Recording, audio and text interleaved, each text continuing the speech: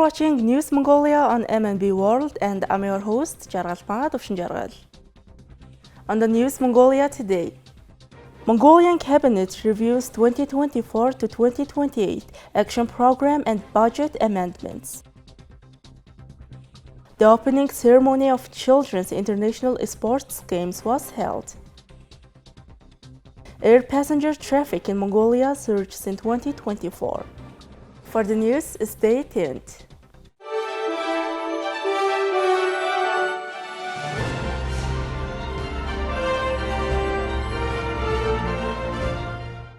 On August 7, 2024, the Cabinet of Mongolia reviewed 20 issues, including the draft Joint Government Agreement of Mongolia, a proposed parliamentary resolution for the approval of the government's 2024 to 2028 action program, and amendments to law on the state budget.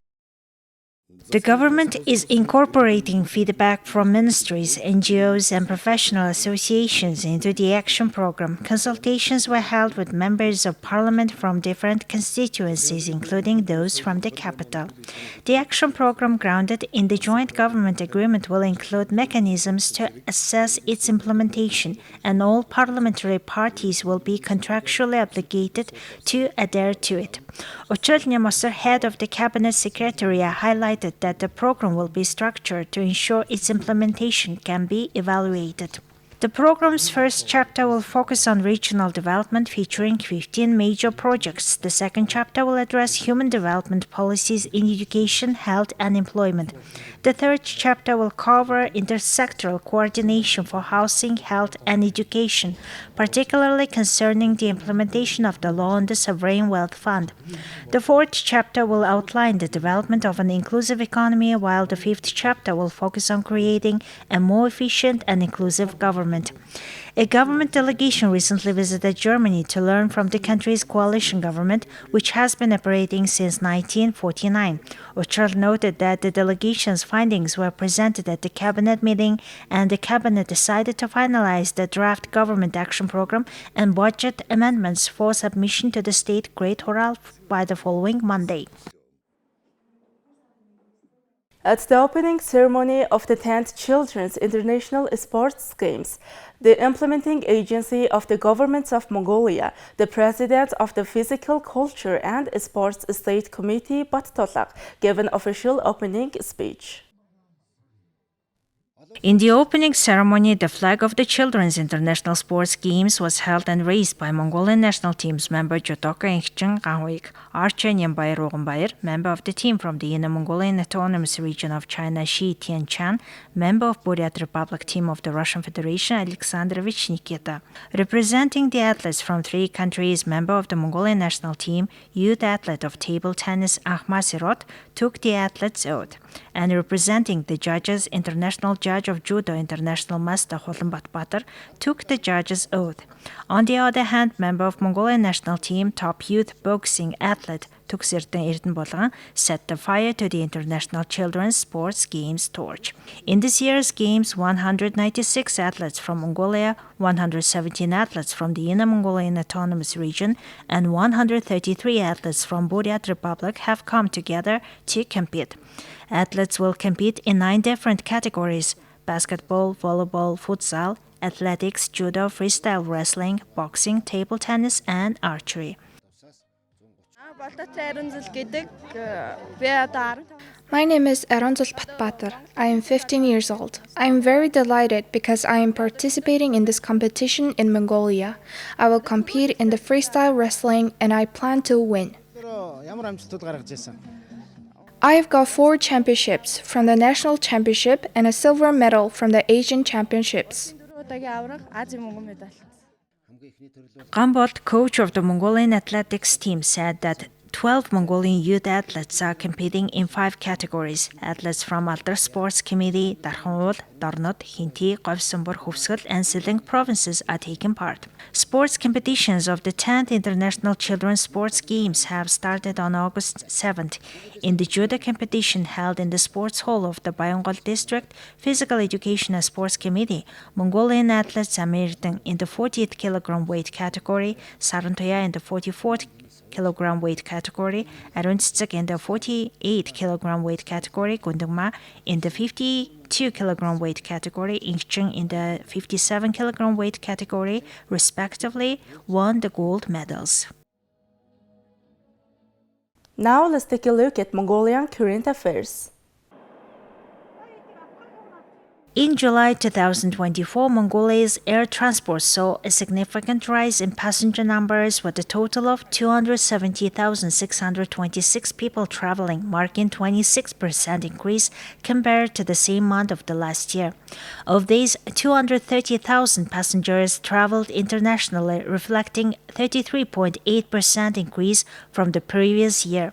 Throughout 2024, so far, a total of 1.2 million passengers used air transport, representing 30% increase compared to the previous year.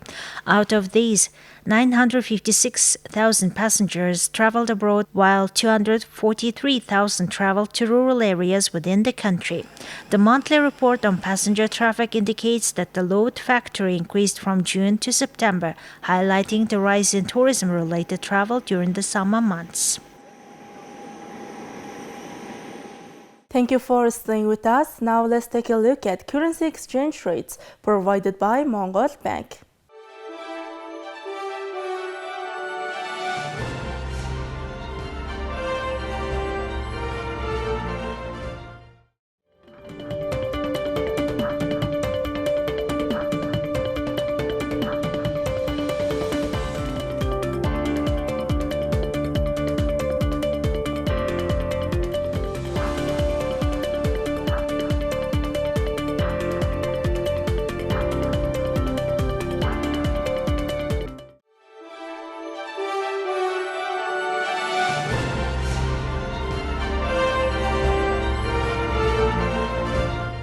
Next, our program will turn our attention to foreign news, partnered with international news agencies. UK residents have mobilized in peaceful counter-protests to stand up against the hateful mobs in the wake of a series of violent outbursts by far-right extremist groups across the UK in recent days. After last Monday's stabbing in Southport resulted in 3 deaths and multiple injuries, false information about the suspect's nationality spread online, sparking a series of violent far-right anti-immigration protests that have continued for a week and peaked over the weekend. In the past week, protesters were seen throwing projectiles, attacking officers, looting stores, and storming hotels that were housing asylum seekers in major cities like London, Manchester, Liverpool, Bristol, Leeds, Nottingham, Plymouth, and Belfast, as well as in towns like Middlesbrough, Bolton, and Rotherham. Hundreds of people have been arrested since violent demonstrations broke out last week. Thousands of police officers are on standby to deal with the unrest. In London's West Side, UK Immigration Help's office in Brentford was included on a far-right list of potential targets. A few kilometers away, shops and a hotel closed early. The threat of violence and more disturbances was enough for them to lock their doors. I don't expect any troubles, but things can change because this hooligan and vandalism is going like from very, very high top scary moment. It's a scary moment. I think the major cause of it is anger and frustration. And I think lots of that frustration is caused through ignorance, basically. The 3 girls that died, yeah, we feel for them, but there's no need to turn on people that were not involved in it. Road traffic and public order have basically returned to normal in Bangladesh after decision was made that Nobel Peace Prize-winning economist Muhammad Yunus will lead the new interim government starting Thursday. The decision was taken after a long meeting with the chiefs of the 3 forces, Army, Navy, and Air Force, and coordinators of the student movement at Bangaba, the official residence of the president, on Tuesday night. Yunus is currently in Paris, the capital of France, for medical reasons. Reports suggest he will take over responsibility after returning on Thursday. Meanwhile, members of the Bangladesh army are maintaining security of public property and guarding important government facilities. The public has been asked to contact their nearest army bases in case of any potential sabotage activities, violence, or death threats. After the now former Prime Minister Sheikh Hasina resigned and fled the country on Monday due to the ongoing protests, there has been some anarchy and violence in Bangladesh. In response, the army has taken a cautious approach across the country. The young students have launched a nationwide cleanliness campaign. Since Tuesday, they have cleaned roads and highways in various districts, including the capital Dhaka. Offices, courts, public and private institutions are open again, but due to security reasons, universities remain closed. Roads in the capital have also returned to normal. Now let's take a look at weather forecast for Mongolia and world major cities.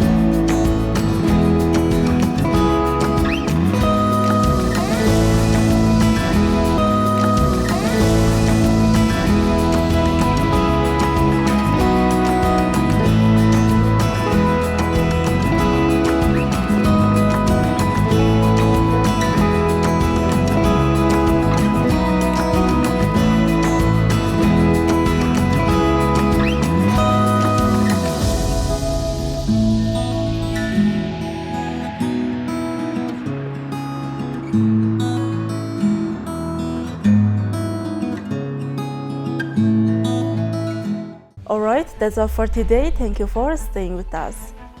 We'll see you next Monday with more news and updates. Have a nice weekend. Goodbye.